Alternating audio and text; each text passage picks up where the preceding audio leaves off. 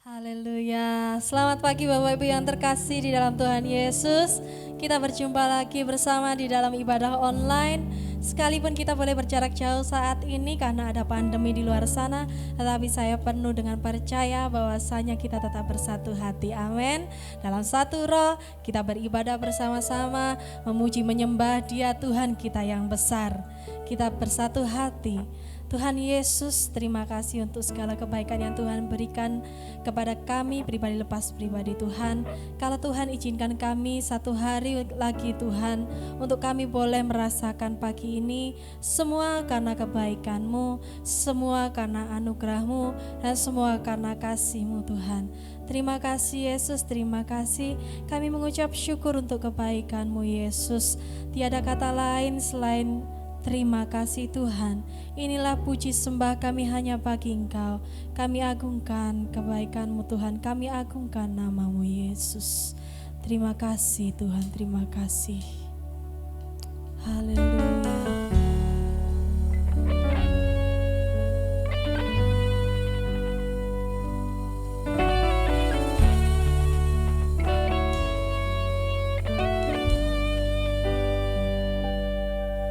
Saat ku berada di tengah gelombang, Kau ada di sana. Hadapi cobaan, lewati ujian, tangan-Mu melindungiku. Kasih-Mu menguatkanku, kemuliaan-Mu Tuhan pasti nyata di tengah badai. Kau pertolongan dan pengharapan, Tuhan kemenanganku. Sungguh Engkau yang termulia Tuhan. Terima kasih Yesus. Saat ku berada di tengah gelombang, Kau ada di sana. Hadapi cobaan, lewati ujian, tangan-Mu melindungiku. Kasih-Mu menguatkanku, kemuliaan-Mu Tuhan pasti nyata di tengah badai.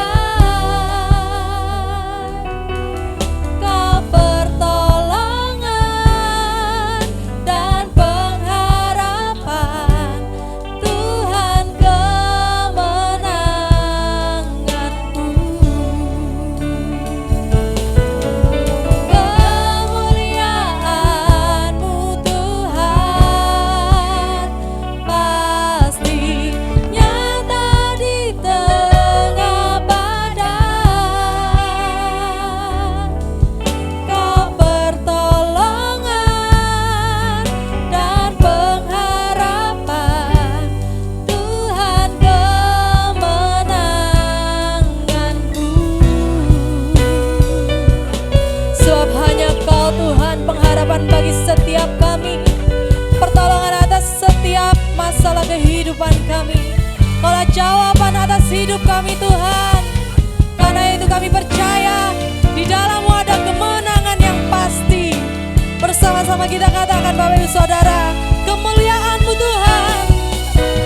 Kemuliaan-Mu Tuhan pasti nyata di tengah badai.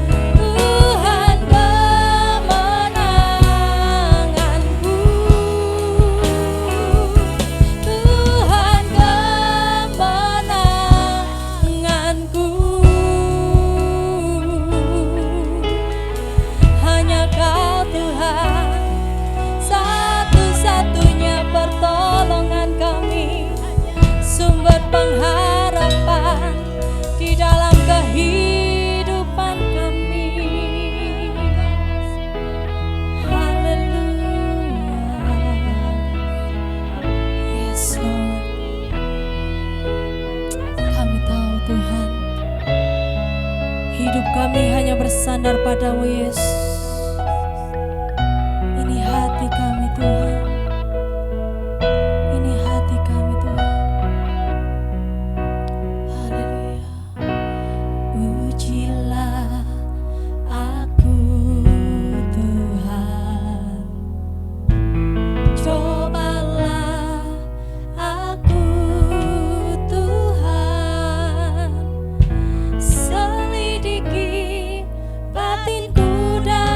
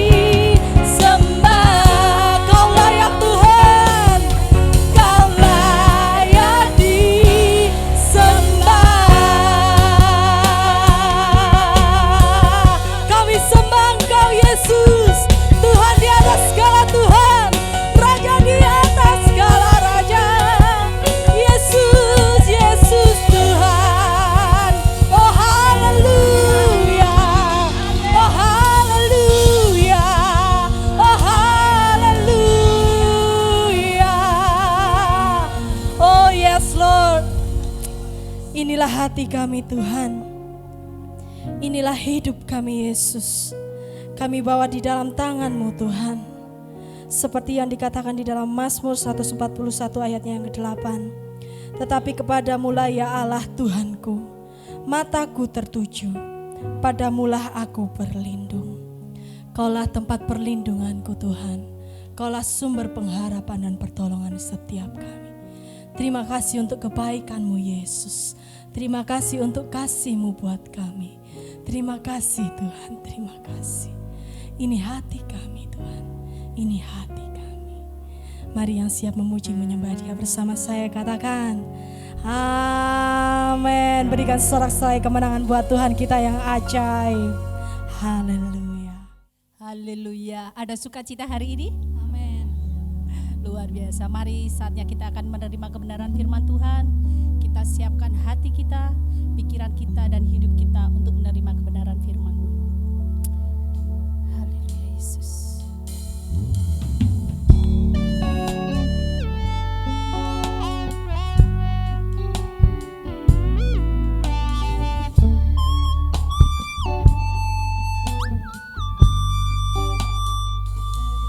Aku mengasihi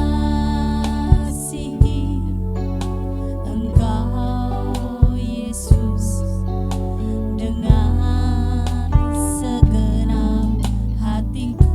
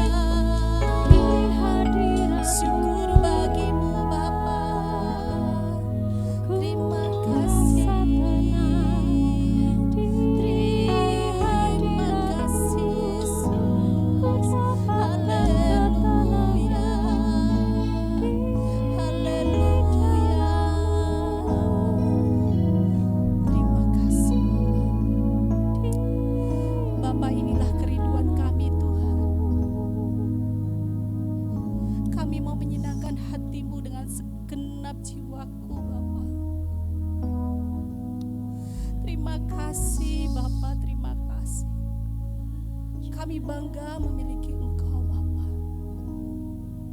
Haleluya. Terima kasih Tuhan.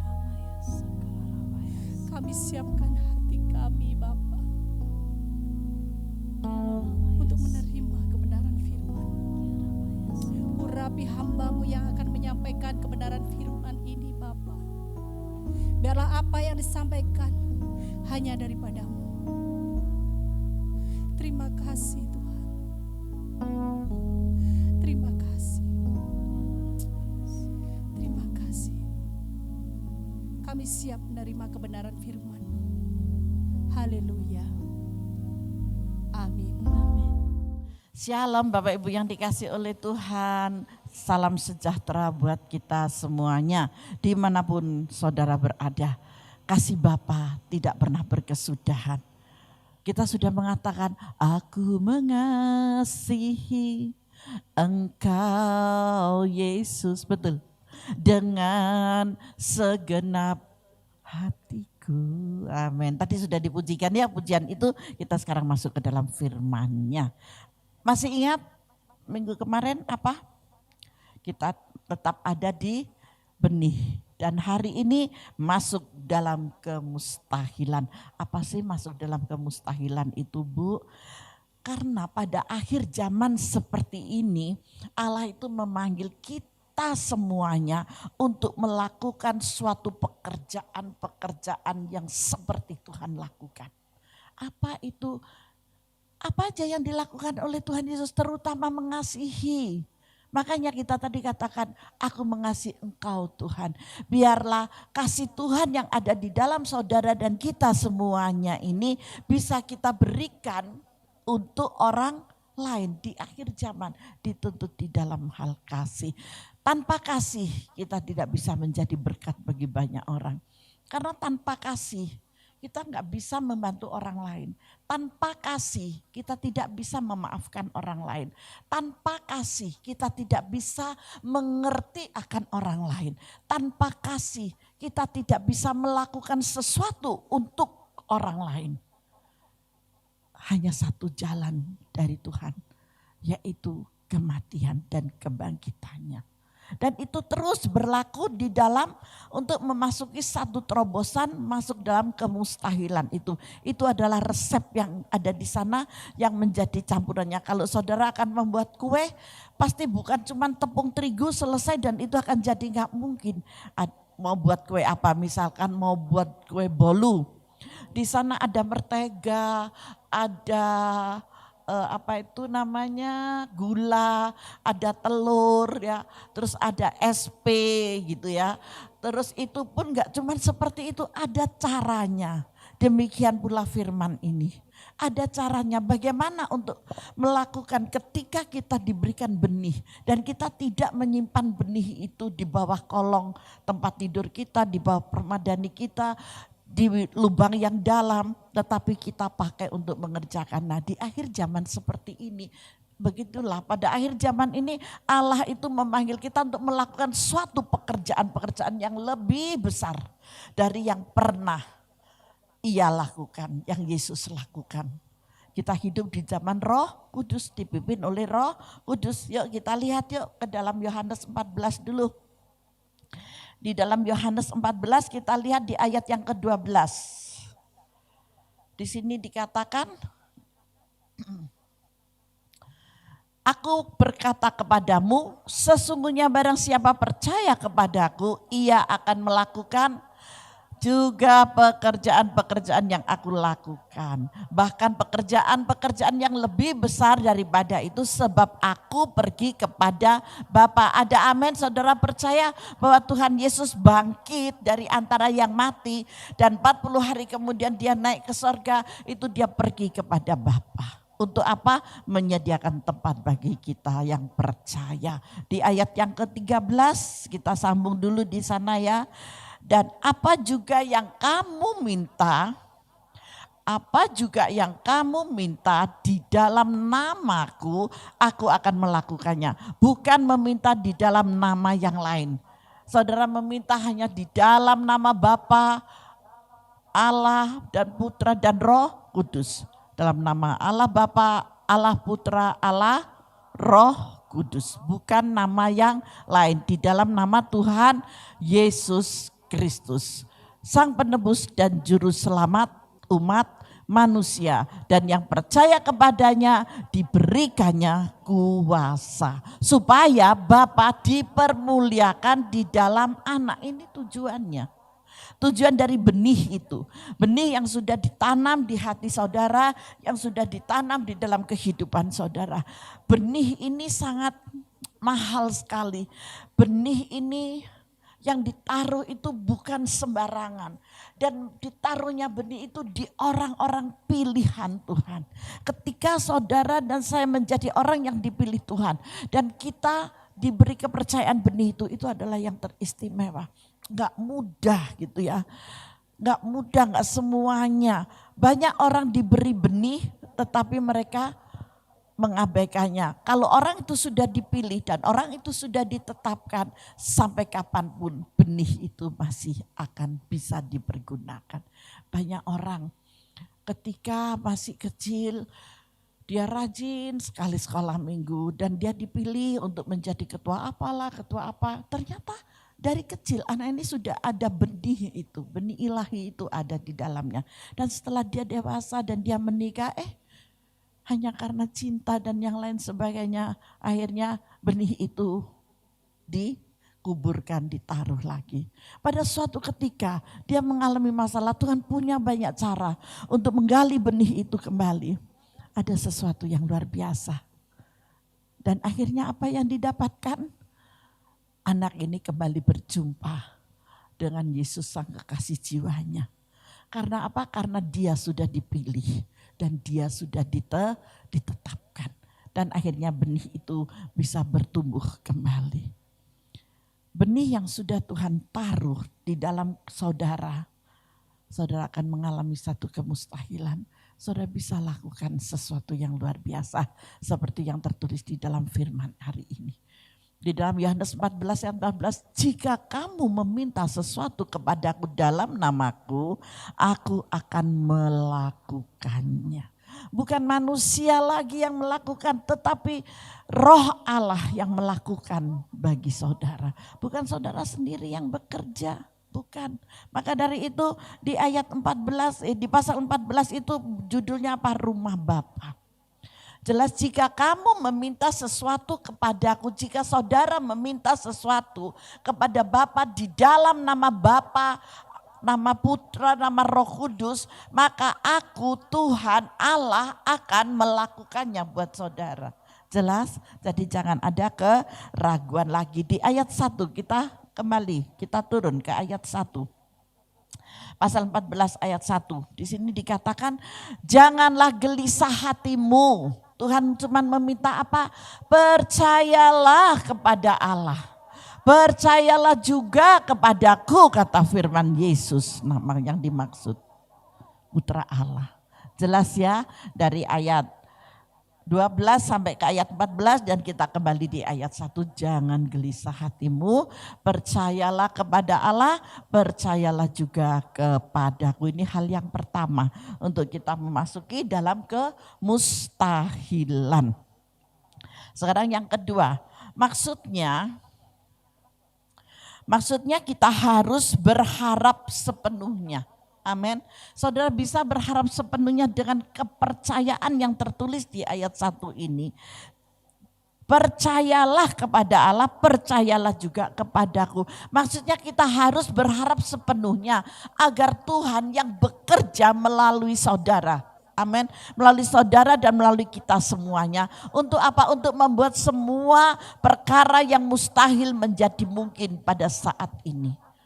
Inilah benih ilahi yang ada di dalam diri saudara, yang ada di dalam diri kita. Benih ini loh, jangan disimpan. Benih ini loh, jangan dibiarkan. Ayo disirami benih ini. Ketika benih yang benar ini disirami, dia akan bertumbuh, dia akan bertunas, terus dia akan bertumbuh. Akhirnya dia akan berbunga. Setelah itu dia akan berbuah, dan buahnya itu pasti buah-buah yang manis seperti buah Yesus buat saudara dan saya.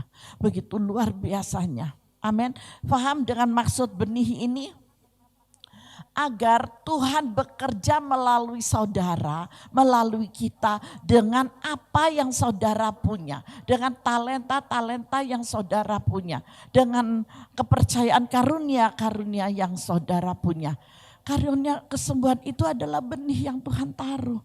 Karunia untuk mengusir setan itu adalah benih. Karunia untuk mengajar di dalam firman Tuhan yang benar itu adalah benih.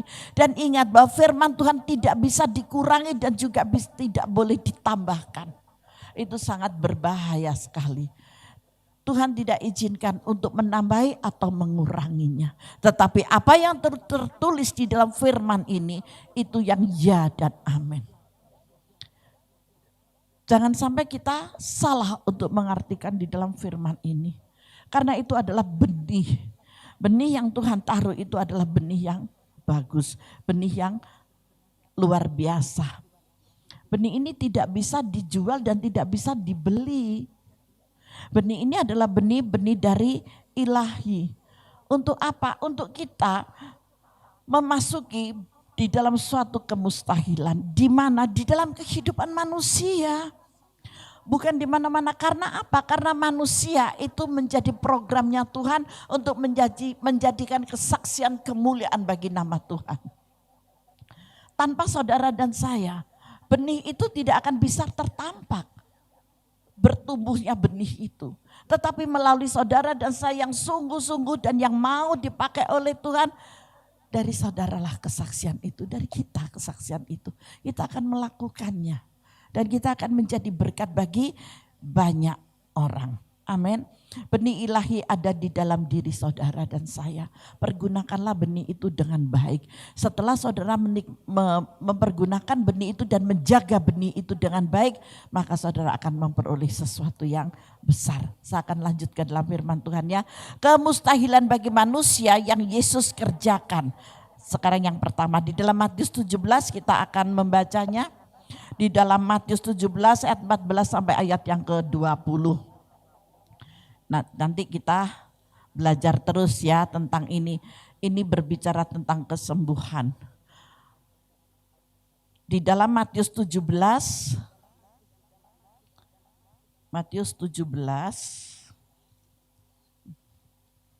ayat yang ke-10 semua sudah. Yuk ya kita baca sama-sama ya. Matius 17. Saya ambil dari ayat yang ke-14, ini berbicara tentang Yesus menyembuhkan seorang anak muda yang sakit ayan. Bapak, Ibu, Saudara yang dikasih oleh Tuhan, pernah kalian melihat orang yang kena sakit ayan? Orang yang sakit ayan ini kasihan banget loh. Tiba-tiba saya dulu punya tetangga seperti itu. Dari rumah dia baik-baik saja, tahu-tahu dia tergelepar loh di jalan. Sudah mengeluarkan busa. Kalau nggak ada orang yang nolongin, nggak tahu apa jadinya. Ya kalau pas nggak di jalan raya atau apa. Itu pertama. Ada juga ketika dia lagi masak-masak, bluk dia jatuh. Itu berbahaya. Ketika dia mandi, tahu-tahu jatuh di kamar mandi. Tetapi kuasa Tuhan Yesus menyembuhkan orang yang sakit ayan. Benih itu Allah taruh di dalam Yesus. Nah sekarang benih itu Yesus taruh di dalam saudara dan kita semuanya. Mau menjadi orang yang percaya dan mau melakukannya. Mau menjadi kesaksian kemuliaan Tuhan melalui untuk menembus dan menebus dalam satu kemustahilan ini. Kemustahilan itu yang merasakan adalah manusia, bukan hewan gitu ya, bukan yang lain, tetapi saudara dan saya. Dan saudara dan saya ketika percaya dengan sungguh-sungguh, Tuhan bisa pilih siapapun, bukan harus terbatas dengan pendeta loh Bapak Ibu. Orang yang memiliki hati dan setelah dipilih dan ditetapkan mau diarahkan di dalam kebenaran, didasari dengan firman.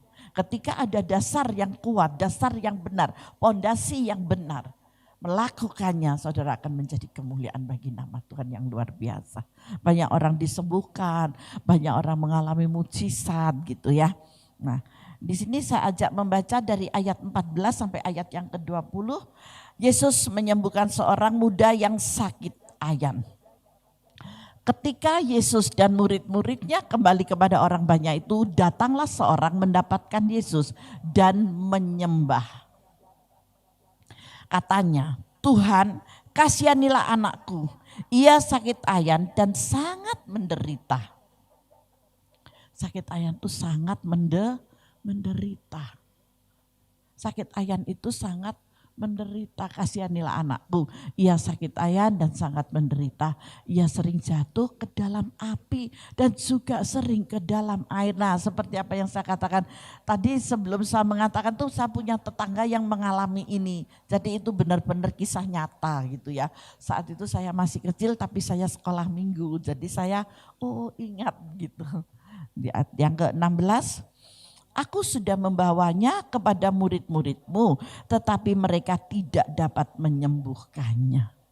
Padahal benih itu ada di murid-murid Tuhan Yesus, tapi tidak bisa menyembuhkan. Apa sih sebabnya? Kenapa sih? Nah, ayat 17, maka kata Yesus, hai kamu angkatan yang tidak percaya dan yang sesat. Berapa lama lagi aku harus tinggal di antara kamu?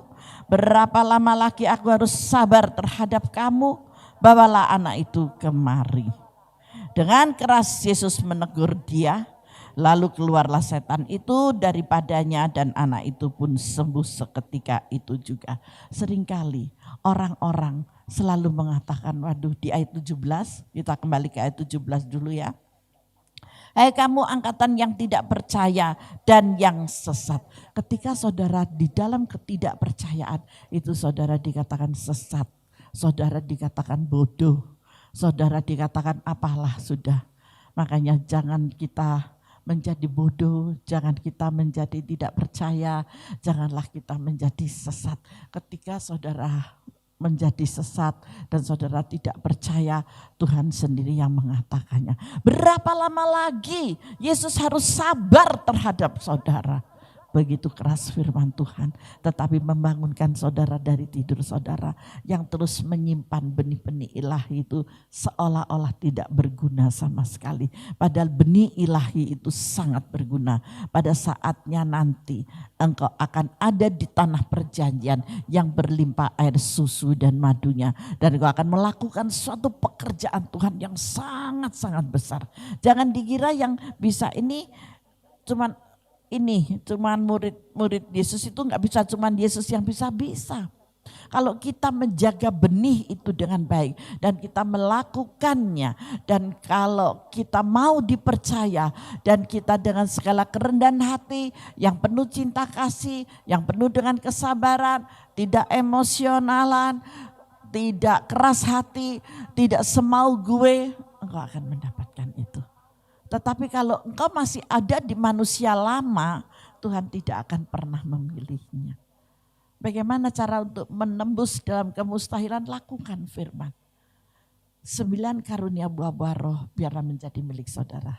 Amin, dan milik kita semuanya.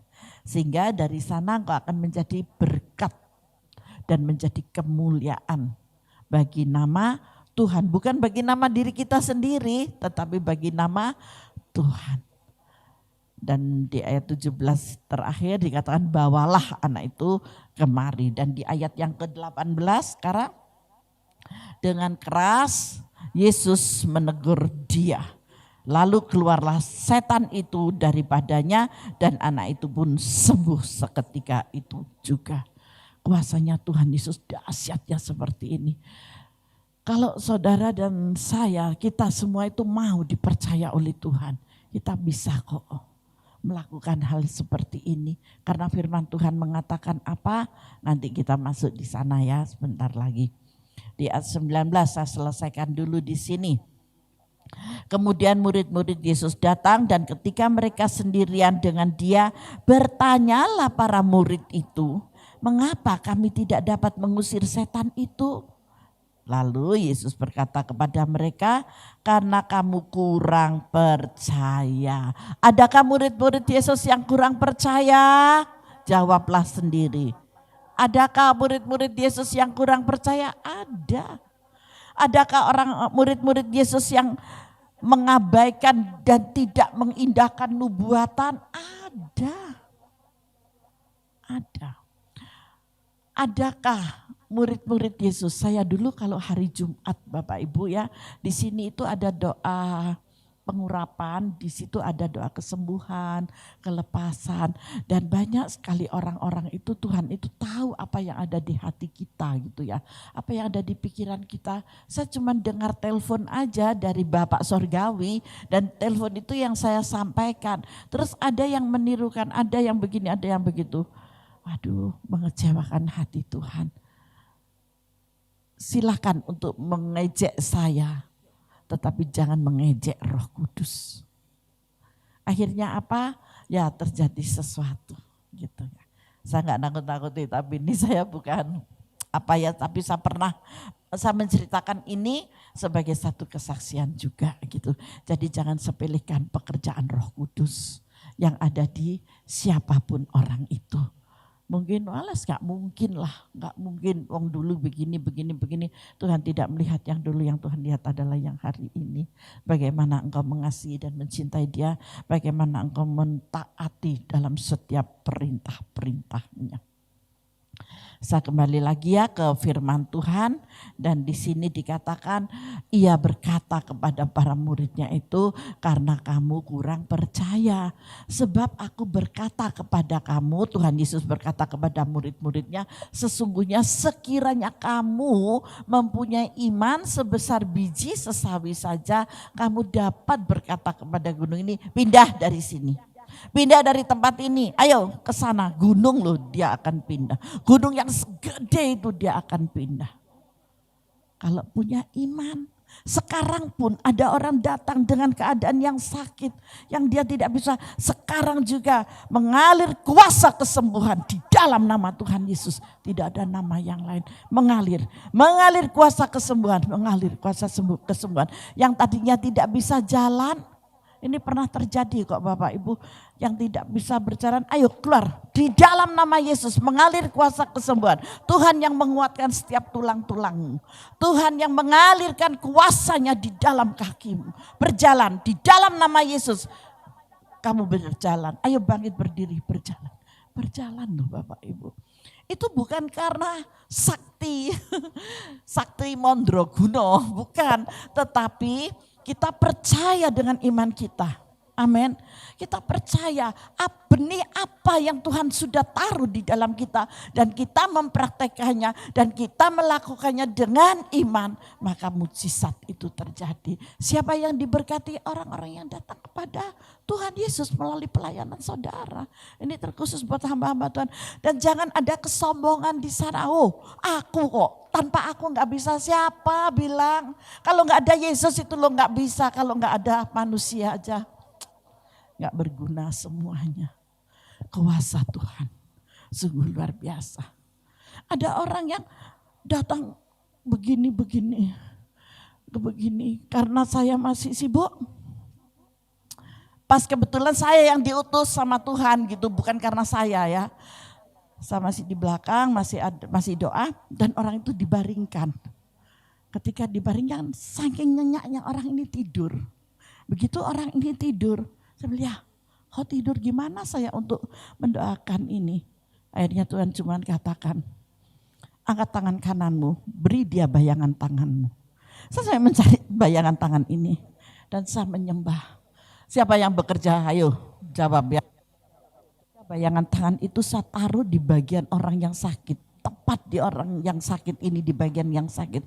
Dan saya menyembah. Dan roh Tuhan mulai berbicara. Aku keluarkan roh jahat yang ada di dalamnya. Ini nyata baru beberapa hari loh saudara. Terus. Dan setelah itu selesai, amin, saya selesai. Orangnya masih tidur, ya saya biarin. Begitu bangun dia sudah sembuh. Siapa yang mengerjakan? Bu Ida? Ya bukan, Roh Kudus sendiri. Tuhan, saya cuma sebagai alat.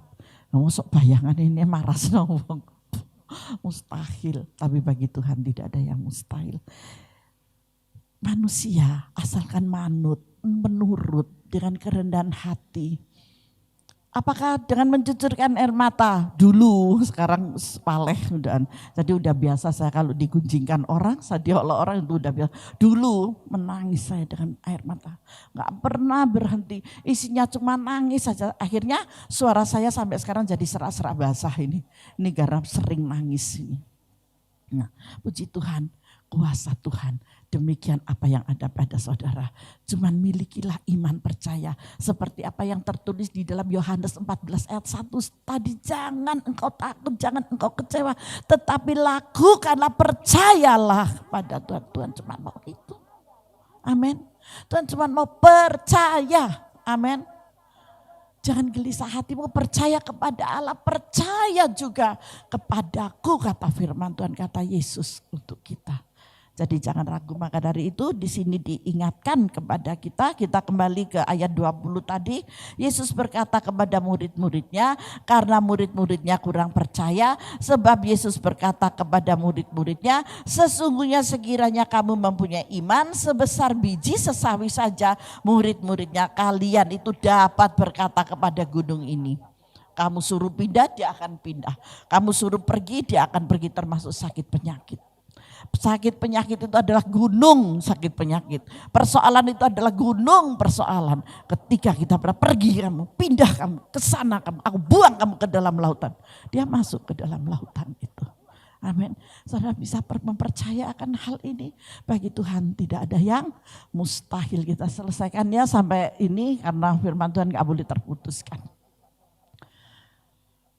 Kita ulangi, ia berkata kepada mereka, karena kamu kurang percaya, sebab aku berkata kepadamu, sesungguhnya sekiranya kamu mempunyai iman sebesar biji sesawi saja, kamu dapat berkata kepada gunung ini, pindah dari tempat ini ke sana. Maka gunung ini akan pindah dan takkan ada yang mustahil bagimu. Berikan kemuliaan bagi Tuhan. Tuhan kita dahsyat, Tuhan kita luar biasa. Amin. Ini berbicara tentang kesembuhan. Yang kedua di dalam Yohanes 14, 12, 4-14 yang sudah kita baca pertama tadi itu tentang kesembuhan. Bu, kok berbicara tentang kesembuhan sih? Kita itu bukan cuma butuh tidak hanya butuh kesembuhan aja, tetapi saya juga butuh keuangan. Ayo, Tuhan sanggup dan bisa memberikan uang buat saudara. Yuk kita buka yuk di dalam Matius 17. Ya, Matius 17 ayat yang ke-24. Yesus dulu bisa memberikan uang. Yuk kita baca, sudah semua, sudah dicatat ya. Yesus membayar bea untuk bait Allah. Matius 17 ayat 24. Ketika Yesus dan murid-muridnya tiba di Kapernaum, ya, datanglah pemungut bea bait Allah kepada Petrus dan berkata, ternyata dari zaman dulu kita sebelum punya gedung sendiri kita juga sewa loh di depan sana. Puji Tuhan, dengan berjalannya waktu Tuhan berikan tempat untuk kita, jadi nggak nyewa lagi gitu ya.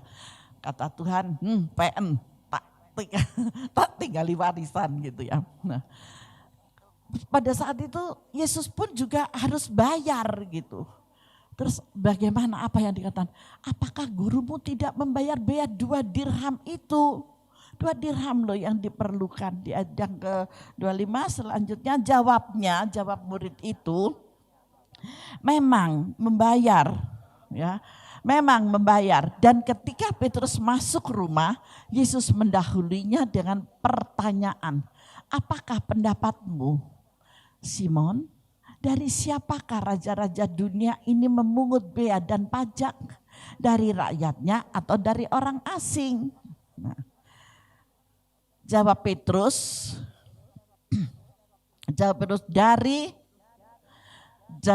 dari orang asing. Maka kata Yesus kepadanya, jadi bebaslah rakyatnya. Kalau pemungutan cukai itu dari orang asing yang harus membayar, berarti rakyat tidak usah ditarik pajak gitu ya, kira-kira seperti itu. Nah di ayat 27, Tetapi supaya jangan kita menjadi batu sandungan, ini yang diajarkan Tuhan. Tetapi supaya jangan kita menjadi batu sandungan bagi mereka. Ini bagian dari benih ilahi yang ada di dalam kehidupan saudara lo ya. Yang ada di dalam hati saudara. Dan berarti kita harus hidup jujur dan benar. Ketika saudara hidup jujur dan benar, apa sih yang Tuhan berikan? Lanjut dalam firman-Nya. Pergilah memancing ke danau. Dan ikan pertama yang kau pancing, tangkaplah dan bukalah mulutnya. Maka engkau akan menemukan mata uang 4 dirham di dalamnya. Yang dibutuhkan 2 dirham, tetapi di situ ada 4 dirham di dalamnya. Ada kelipatan.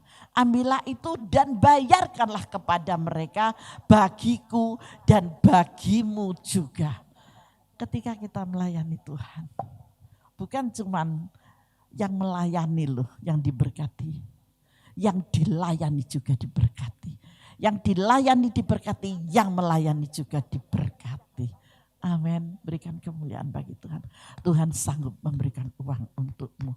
Jadi kalau saudara lagi diajak pelayanan, waduh mateng aku ditelepon sampai mami dijak pelayanan. Padahal aku iki sik kating rikut wong. Iki kok lek gak dadi apa, jok kuwatir mem gitu ya. Apa yang sudah kamu berikan untuk Tuhan, Tuhan akan berikan untuk kamu. Saya seringkali mengajak, apalagi kalau mami gak pelayanan toh, aku kangen gitu, aku pengen gitu. Iku kok kira-kira sing golongane setan-setan apa ora, aku wedi. Aja wedi, mau diberkati 4 kali lipat. Kalau mau ya gak usah takut setan. Buat apa setan ditakuti? Wong setan dicek-cek ini cemplung-neplung hilang kok. Ya toh, gak usah takut kita. Ada kuasa yang besar gitu. Dan Tuhan itu dahsyat. Kedahsyatannya di mana? Di sini. Tuhan gak pernah mau hutang loh saudara. Tuhan tuh gak pernah mau hutang. Justru Tuhan menambahkan. Jangan khawatir.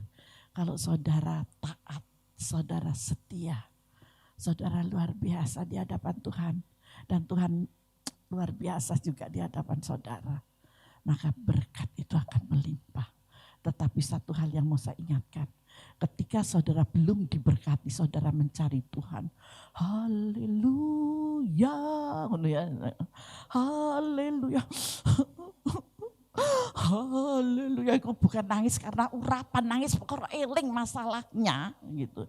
Begitu dengan berjalannya waktu karena doa yang dikabulkan, diberkati luar biasa sudah mulai ke sini. Haleluya, maaf Bu, saya enggak ke gereja hari ini. Haleluya, maaf ya Bu, ini saya harus karena ada perjanjian, ada pertemuan hari ini saya nggak bisa. Haleluya. Kalau sudah haleluya Bapak Ibu, itu yang berbahaya. Tuhan bukan melarang saudara bekerja, itu bukan. Tetapi tetap muliakan Tuhan dengan hatimu. Kalau engkau sebelum engkau diberkati, engkau memuliakan Tuhan dengan hatimu. Karena engkau tidak punya apa-apa. Tetapi ketika saudara sudah diberkati, muliakan Tuhan dengan hatimu dan juga dengan hartamu. Itu yang Tuhan mau. Loh Bu, katanya Tuhan gak butuh uang. Tuhan gak butuh uang. Tetapi Tuhan memelihara dengan caranya. Gak mungkin Tuhan itu menjatuhkan uang 1 karung. Kalau Tuhan mau gak ada yang mustahil. Tetapi Tuhan tidak mau mencobai Tuhan Allahnya. Masih ingat 40 hari setelah dia berpuasa, siapa yang membawa dia ke atas bukit? Setan. Untuk mencobai Tuhan Allah. Tapi Tuhan hanya menjawab. Yesus berkata, aku tidak mau mencobai Tuhan Allahku. Jangan sekali-kali kita mencobai Tuhan Allah kita. Baik dengan hidup kita ataupun dengan cara kita. Hidup kita ini ya cara kita untuk menyampaikan sesuatu, untuk kita berpikir sesuatu, itu jangan pakai dengan mencobai Tuhan. Waduh aku cuma sakit gini, aku gak mau ke dokter. Pasti aku sembuh, kecuali Tuhan katakan gak perlu ke dokter gitu. Adakah yang diberitahu seperti itu? Ada. Saya sendiri. Kalau itu yang bukan asli penyakitnya gak perlu menyembah. Ya pergi ya sembuh. Tetapi ketika saya sakit saya harus suntik ya saya suntik gitu. Saya ke dokter ya saya ke dokter gitu. Kalau enggak ya enggak. Lah itu ada perkecualian. Tetapi pada umumnya tidak mungkin semua orang itu seperti saya. Jadi kalau sakit ya ayo ke dokter gitu. Kemarin aja saya setelah pulang pelayanan tangan kanan kiri saya ini waduh berat banget gitu ya. Dan yang masuk rumah tangan kanan sembuh, tapi tangan kiri saya masih kebas. Saya bilang, loh Pak, kenapa kok gini tanganku ini, kenapa? Duh, jangan sampai lupa saya stroke. Dan Tuhan ingatkan. Tuhan ingatkan, di tangan kanan umur panjang, di tangan kiri kekayaan dan hormat. Kamu tadi melayani siapa? Oh iya, setelah itu dalam nama Tuhan Yesus, engkau yang mengurapi Bapak. Tapi Tuhan bilang, tanggungan dulu gitu ya, tanggungan dulu. Ya saya menanggung dalam waktu beberapa jam ya udah sembuh gitu. Kalau yang dari Tuhan, pokoknya dahsyat, mantap. Saya nggak bisa mengatakan dengan kata-kata ini saya pengen nangis saja. Nanti kalau saya nangis khotbahnya ini nggak selesai gitu ya. Kedahsyatan Tuhan luar biasa. Jadi saudara gak usah khawatir dengan uangmu. Kalau uangmu sudah habis bilang aja, Pak saya butuh uang, mau beli susu, mau bayar uang sekolah. Tuhan pasti kasih. Tapi ya gak mungkin saudara disuruh ke danau. Kata Tuhan sekarang danau juga sukar. Aku akan kirimkan burung gagak untukmu. Dan aku akan memperoleh berkat itu. Selesaikan uang sekolah anakmu. Selesaikan untuk beli susu untuk anakmu dan yang lainnya. Ada amin. Saudara percaya berikan kemuliaan bagi Tuhan. Jangan takut ya, jangan khawatir ya. Jangan takut, jangan khawatir. Saya cuma pesan jangan takut, jangan khawatir. Bapak itu sangat mengasihi engkau. Percaya. Tuhan cuma bilang percaya. Percaya, maka kuasanya akan semakin nyata di dalam saudara. Itu berbicara keuangan. Tadi kesembuhan sudah, kesehatan sudah ya, sekarang tentang keuangan. Dan sekarang yang masuk yang berikutnya, Yesus ajarkan kebenaran. Di mana itu melalui firman-Nya. Serta Yesus ajarkan kebenaran serta ada sanksinya juga. Ketika saudara diajarkan kebenaran kita harus percaya, intinya cuman ya ini Yesus ajarkan kebenaran serta sanksinya. Kebenaran dulu Matius 18 ayat 6 sampai 11.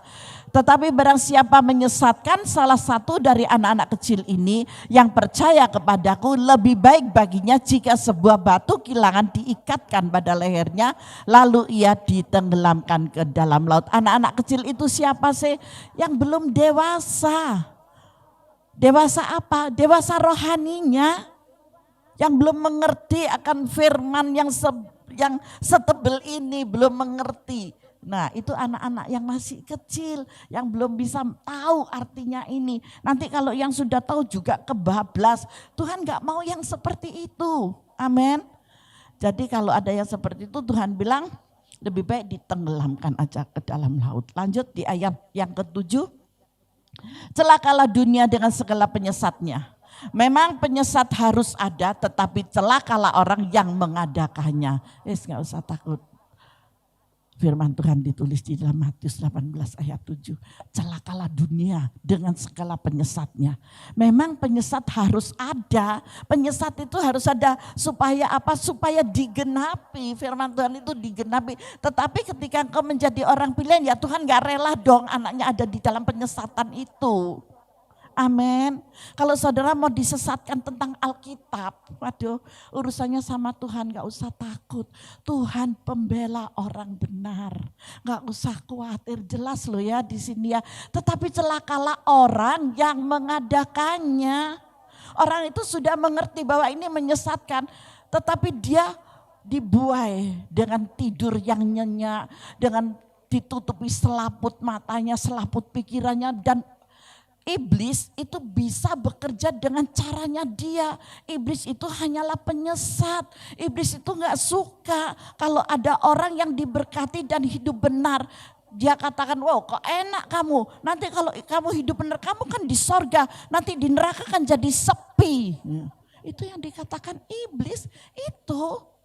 Sadarlah saudara, Begitu akhir zaman ini penyesat-penyesat itu banyak. Dia menyerupai malaikat terang, tetapi sesungguhnya dia bukanlah malaikat terang itu. Ada amin? Saya cuma minta saudara percaya dengan firman yang disampaikan hari ini. Ini bagian dari saudara untuk memasuki dalam hidup, dalam kemustahilan. Ini adalah kuncinya, ini adalah resepnya untuk ke sana. Ini masih panjang, saya nggak tahu sampai bulan Oktober atau sampai kapan ini selesainya, saya belum tahu. Tapi ini terus berkesinambungan. Puji Tuhan kalau minggu-minggu ini saya bisa menyambungnya. Jadi nggak kelompat gitu ya. Di ayat yang ke-8, jika tanganmu atau kakimu menyesatkan engkau, penggalah dan buanglah itu. Kita nggak boleh menyesat-nyesatkan orang, tetapi pengajaran yang sesat ini kita harus sadar dan kita harus keluar dari sana. Amin. Kita nggak boleh, lu sesat, lu sesat, lu sesat. Jangan, kita jangan menyesatkan. Ingat, 1 jari ke arah orang lain, 3 jari ke arah kita, ditekan lagi. Ya, kita nggak boleh menyesat. Tetapi firman Tuhan ini yang harus kita ikuti. Jika tanganmu atau kakimu menyesatkan kau, penggalah dan buanglah itu. Karena lebih baik bagimu masuk ke dalam hidup dengan tangan kutung atau timpang daripada utuh kedua tangan dan kedua kakimu dicampakkan ke dalam api kekal. Mending gak usah. Nah, maka dari itu ketika kita mengerti firman ini, ya udah gak usah ikut-ikutan ke dalam jalan yang salah. Jalan yang menyesatkan itu, daripada kita harus kutung. Karena apa? Ini sudah gak ada gunanya, kaki juga sudah gak ada gunanya. Sudah mengecewakan hati Tuhan gitu. Sudah menyimpang dan keluar dari ajaran kebenaran firman ini. Siapa yang sesat itu? Iblis yang menyesatkan kita. Bukan manusia itu, you sesat, pengajaran you salah, you ikut gereja ini, you di sini. Bukan itu. Tetapi ingat, pekerjaan iblis datang untuk menyesatkan. Ketika saudara sadar dari sana, cepat keluar dari sana. Supaya saudara tidak ada di dalam kubangan itu. Faham dengan hal ini? Lanjut ayat 9. Haleluya. Dan jika matamu menyesatkan engkau, cungkilah dan buanglah itu, karena lebih baik bagimu masuk ke dalam hidup dengan bermata satu daripada dicampakkan ke dalam api neraka dengan bermata dua. Jadi korban, mending kita mengorbankan. Sakit nggak kalau mata ini diambil satu? Sakit karena sudah terlanjur. Tetapi Tuhan sudah ingatkan di sini. Tuhan sudah ingatkan, sudah. Kita menabur dengan mencucurkan air mata, kita akan menuai dengan sorak-sorai. Amin. Daripada kita dicampakkan, mending tidak. Kalau kita mengerti ini, mending kita keluar aja daripada kita dengan cacat. Gitu. Tuhan gak mau orang-orang yang cacat. Tuhan mau orang yang normal. Amin. Dia datang untuk menyembuhkan, dia datang untuk menyempurnakan, dia datang untuk memelihara, dan dia datang untuk mengajar saat ini buat kita. Di ayat 10, ingatlah jangan menganggap rendah seorang dari anak-anak kecil ini. Karena aku berkata kepadamu, ada malaikat mereka di sorga yang selalu memandang wajah Bapakku yang di sorga. Hai anak-anak muda yang engkau belum berpengalaman, yang engkau belum tahu dalam pengajaran-pengajaran dari firman ini. Mungkin engkau masih belum selesai untuk membaca dari Kejadian sampai ke Wahyu. Ataupun engkau sudah membaca namun engkau tidak mengerti gitu ya. Tidak kebetulan Bapak Ibu, saya dari kelas 2 SD itu saya sudah belajar Alkitab, itu enggak kebetulan. Kalau hari ini ternyata jauh sebelumnya Tuhan telah persiapkan itu. Mungkin kalau ada yang mendengar dengan apa yang saya saksikan ini, mosok sih, saya tuh enggak pernah jajan, uang saya itu hanya saya pakai untuk beli franco. Karena saya ikut Bible Study antar Malang Bandung. Itu dari kelas 2 SD loh. Waduh Tuhan itu dahsyat. Saya tidak mengerti ternyata ini. Ini jadi saya tahu tuh sudah kecil dulu ngerti gitu. Nah Tuhan mau kita semakin hari semakin bertumbuh. Dengan apa? Dengan benih-benih ilahi ini. Amin. Di ayat 11, karena anak manusia datang untuk menyelamatkan yang hilang. Itu sudah dipastikan. Anak manusia datang untuk menyelamatkan. bukan menyesatkan. Hai anak-anak yang masih kecil rohani, hati-hati. Dengan ketulusan hatimu tidak apa-apa engkau dihina, tidak apa-apa engkau untuk dibenci. Daripada sok dewasa akhirnya harus dipotong tangannya, harus dipotong kakinya, harus dicukil matanya. Sia-sia semuanya. Mending jadi anak-anak yang memiliki hati yang tulus, kerohanian yang anak-anak. Begitu kita terus belajar. Engkau akan dewasa di dalam rohani. Ketika engkau dewasa di dalam rohani, Tuhan akan percayakan harta kekayaan yang ada di dunia ini untukmu. Semua orang akan melihat, wow iya luar biasa. Luar biasa ya, anak ini luar biasa. Ternyata ketika dia mengikuti apa yang firman Tuhan katakan, jadilah seperti apa yang Tuhan mau untukmu. Dan engkau mengatakan, Bapa, jadilah padaku seperti apa yang engkau mau daripadaku. Kita bisa katakan itu dari hati kita. Nasihat, sekarang kita masuk ke dalam nasihat ya. Tadi itu ajaran kebenaran serta ada sanksinya. Dan sekarang kita masuk ke nasihat, kita ke dalam Lukas 17 ayat 1 sampai dengan 6. Lukas 17 ayat 1 sampai dengan 6 ya, ini tentang nasihat, catat baik-baik. Yesus berkata kepada murid-muridnya, tidak mungkin tidak akan ada penyesatan. Tetapi celakalah orang yang mengadakannya. Digenapi di Injil Lukas, ditulis kembali di Injil Lukas. Tidak cukup 1, tapi sudah 2 yang kita baca. Ayat 2, adalah lebih baik baginya jika sebuah batu kilangan diikatkan pada lehernya, lalu ia dilemparkan ke dalam laut daripada menyesatkan salah satu dari orang-orang yang lemah ini. Orang yang lemah yang bisa disesatkan, tetapi kalau orang yang kuat yang gak bisa, dia sadar dengan sendirinya. Amin. Maka dari itu saudara saya mengajak, untuk kita memasuki dalam kemustahilan ini jangan tidur dengan lelap ya.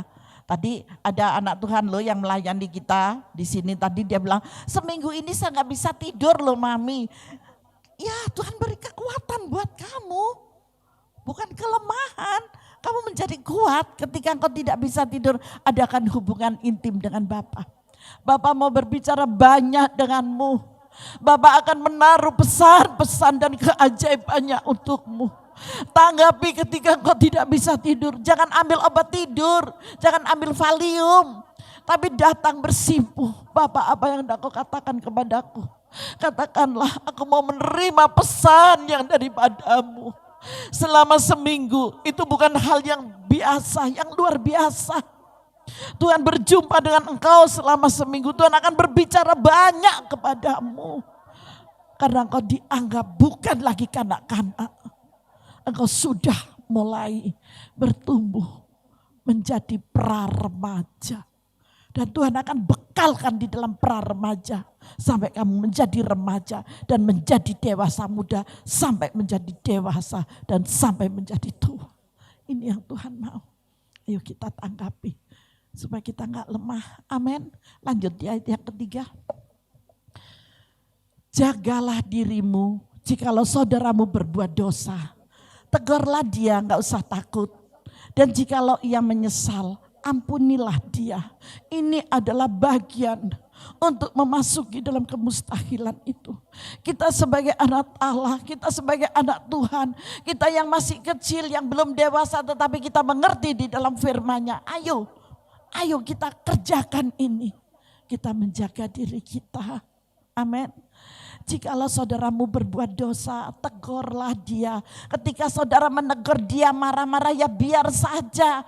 Apapun yang menjadi kesalahpahaman biar saja. Dan jikalau ia menyesal, ampunilah dia. Itu nanti, gak ujuk-ujuk menyesal, enggak, nantinya dia akan mengalami kesini. Di ayat yang keempat, bahkan jikalau ia berbuat dosa terhadap kamu, terhadap engkau 7 kali sehari dan 7 kali ia kembali kepadamu dan berkata, aku menyesal, engkau harus mengampuni dia. Amin. Kita mengampuni orang yang berbuat salah kepada kita itu enggak cukup 1 kali, 7 kali, 7 kali, 70 kali gitu, enggak ada habisnya. terus itu berputar. Ketika engkau dewasa, engkau akan bisa mengampuni dan melakukan hal ini. Kau tidak akan pernah menyesal dan kau tidak akan pernah mengingat hal-hal yang menyakitkan. Yang ada adalah sukacita dan aku memberkati. Sukacita aku memberkati. Dahsyat Tuhan itu. Saya bisa mengatakan demikian. Saya bisa merasakan ini karena itu terjadi di dalam kehidupan saya Bapak Ibu. Bukan kata orang, burung nuri katanya, terbang tinggi katanya, tidak. Tetapi saya yang mengalaminya. Saudara pun akan bisa mengalami hal ini. Ampuni siapapun yang akan menyakiti engkau. Mungkin itu suami, mungkin itu istrimu, mungkin itu mertuamu, mungkin itu calon mertuamu. Masih baru lamaran atau gimana, saya tidak mengerti. Seandainya kita berandai-andai aja. Ampuni, ampuni. Apalagi kalau sudah menjadi mertua, ampuni. Urusan Tuhan. Terus saudara iparmu, kakakmu sendiri, adikmu sendiri mungkin. Ampuni. Engkau akan masuk dalam satu terobosan kemustahilan yang Tuhan ajarkan di bulan-bulan ini. Mulai dari bulan 8 kemarin. Lanjut di ayat yang ke-5. Lalu kata rasul-rasul itu kepada Tuhan, tambahkanlah iman kami. Tanpa iman kita tidak bisa melakukannya. Betul? Amin. Ya, berikan kemuliaan Pak. Benar, Bapak ini dahsyat. Luar biasa. Ya, peluk ibunya Pak, peluk ibunya. Bapak mengalami seperti apa yang saya katakan ya. Tuhan sayang kepada keluarga Bapak. Percayalah anak-anak Bapak akan diberkati oleh Tuhan. Amin. Ya, mengampuni ya Pak. Kita cuma minta iman. Lalu apa yang Tuhan katakan? Jawab Tuhan. Kalau sekiranya kamu mempunyai iman sebesar biji sesawi saja, kamu dapat berkata kepada pohon ara ini, terbantunlah engkau dan bertanamlah di dalam laut dan ia akan taat kepadamu, semuanya akan menjadi taat. Ada kuasa di dalam tanganmu, bukan kuasa manusia, bukan sembarang kuasa, bukan kuasa bim salabim, tetapi kuasa yang dahsyat dari sorga diturunkan untukmu. Haleluya, berikan kemuliaan bagi Tuhan. Tuhan Yesus memberkati kita semuanya. Mari kita masuk di dalam doa. Bapa, sungguh hamba-Mu bersyukur. Hari ini Kau telah membawa anak-anak-Mu untuk lebih mengerti lagi dan lebih dalam lagi Bapa dalam pengajaran kebenaran firman-Mu. Kami mengerti sekarang Bapa, tetapi kami hanya meminta iman Tuhan. Ketika iman kami bertumbuh, maka kami akan menjadi nyata di dalam kemuliaan-Mu bagi orang lain Bapa. Bagi keluarga kami, bagi sanak saudara kami, bagi siapapun yang berdekatan dengan kami. Terima kasih buat firman-Mu. Terima kasih Tuhan, terima kasih. Berikanlah hikmat kepada kami senantiasa Bapa, untuk kami terus mengerti dan kami mengandalkan Engkau. Terima kasih, terpujilah Engkau Tuhan, di dalam nama Tuhan Yesus Kristus kami bersyukur. Haleluya. Amin. Haleluya. Diberkati firman Tuhan pagi hari ini. Amin. Ya, firman yang disampaikan oleh hambanya biarlah menjadi rema dalam kehidupan kita sehari-hari. Sebelum mengakhiri ibadah kita hari ini, mari kita angkat pujian. Bagi Tuhan tidak ada yang mustahil.